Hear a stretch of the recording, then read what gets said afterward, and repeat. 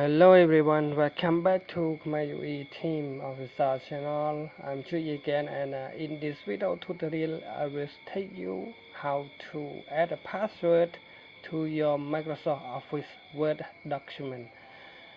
And inside the screen you can see here it is a text here, but we have not been yet to add password. So to do that, you need to go to the homes here. You need to go to homes and then find the prepares. It is a prepare here, and then find the encrypt document. And here's the password that you're gonna put it. So now type in the password that you want to. 1 2 3 4. Okay. And hit OK, and they will ask you again to re-enter the password.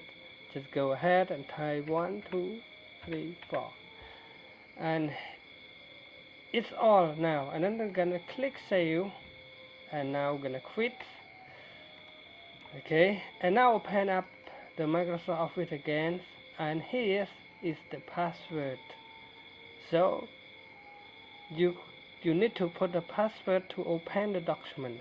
So what is the password that you have been put it before? Now the password is 1 2 3 4, and then hit enter. Okay, here you go guys, here's the password. So thank you for watching my video tutorial.